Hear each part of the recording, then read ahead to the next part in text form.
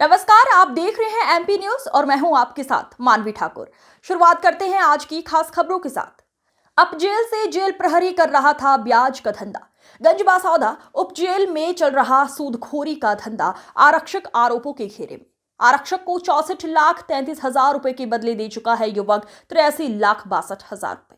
आरक्षक की प्रताड़ना से तंग आकर युवक कर चुका आत्महत्या का प्रयास। पुलिस व जेल के वरिष्ठ अधिकारियों से गुहार के बाद भी नहीं मिला न्याय। युवक अंकित दुबे के पास कॉल रिकॉर्डिंग्स मौजूद, कहा जेलर की भूमिका थी शक के घेरे में।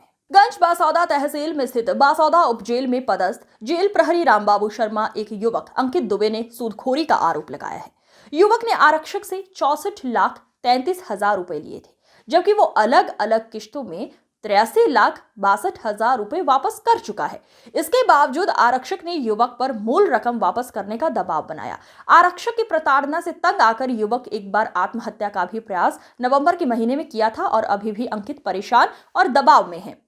अंकित दुबे ने पुलिस एवं जेल प्रशासन को लिखे शिकायती आवेदन में कहा है कि आरक्षक राम बाबू शर्मा के खातों में हुई ट्रांजैक्शन की जांच कराई जाए तो बड़ा घोटाला सामने आ सकता है। उसने सूदखोरी से कितने लोगों को अपने चंगुल में फंसाया और सूदखोरी का धंधा कब से चल रहा है, किन किन अधिकारियों का आरक्षक को संरक्षण मिला है। युवक अंकित ने जो शिकायती आवेदन दिए हैं उनमें बासौदा जेल के जेलर पद पर आसीन आलोक भार्गव का भी नाम विद्यमान है। हो सकता है फिलहाल अंकित की आवेदन पर जांच कर जेल प्रहरी राम बाबू शर्मा को निलंबित कर दिया गया है।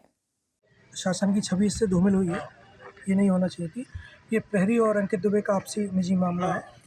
सिपाही ने अपने अकाउंट से जो पैसे दिए उनकी जांच हो जाएगी, उसका पैसा कहाँ से आया वो भी उसमें क्लियर हो जाएगा। सारा पैसा उसका अपना स्वयं का है और पैतृक उसके पास अच्छी संपत्ति है। उनका आपसी लेन देन था।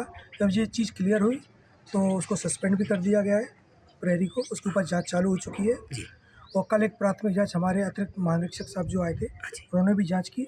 उसमें यही पाया गया कि उसने अपना निजी लेन देन जो किया जो एक शासकीय सेवक को नहीं करना चाहिए। सामान्य सी प्रक्रिया, यदि किसी भी विभाग में कोई छोटा कर्मचारी पर कोई आरोप लगते हैं तो बड़े अधिकारी पर बात आती है और नैतिक जिम्मेदारी भी एक रहती है उसमें।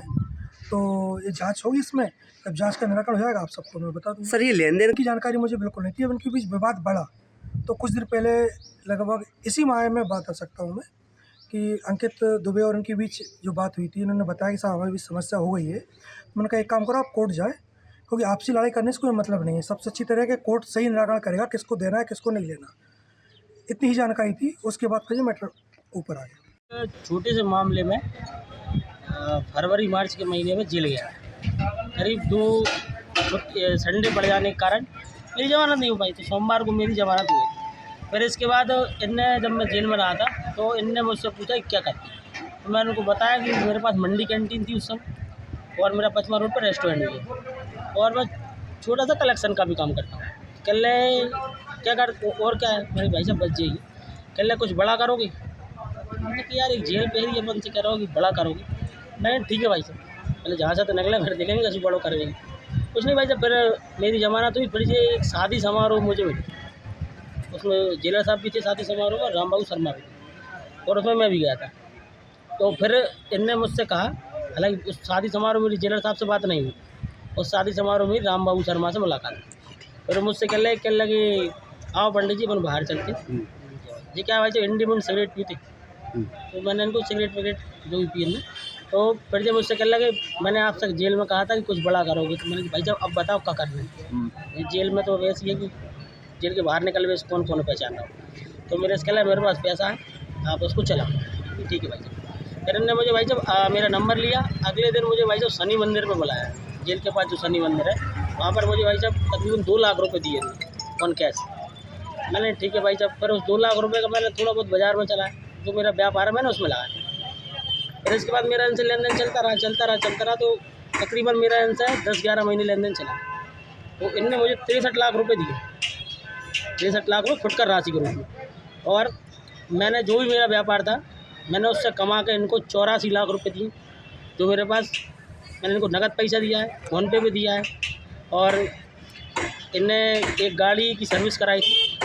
अंकित जी टोटल कितने दिए 63 लाख रुपए और मैं उनको वापस कर सका हूँ 84 लाख रुपए का इसमें आप क्या दे करते देते थे अच्छा कि भाई हमारे पास पैसा है, आप इसको कौन चलाओ। देता था पैसा? राम बाबू शर्मा। और इस पैसे से जो प्रॉफिट होगा वो आधा आधा होगा अपना। तो आप कलेक्टर महोदय के पास गए थे तो आपने कितना पैसा बताया कलेक्टर महोदय को? 1 करोड़ का जानकारी लगी कि आपने 1 करोड़ नहीं रुपया नहीं, बताया। वो क्या हुआ था भाई साहब कि जो आवेदन मैंने दिया है, वो जिस व्यक्ति के ने आवेदन टाइप किया था उसमें क्या है वो गलती से लिखा गया था, फिर मैंने उसे काट के नीचे भी करा है, मेरे पास वो भी आवेदन रखा है, तो वो थोड़ी मिस्टेक हो गई थी। लेकिन मेरे पास जो 63 लाख रुपए का जो है वो मेरे पास ऑन रिकॉर्ड है। राम बाबू शर्मा जी ने जब मेरा इनसे दिवाली के टाइम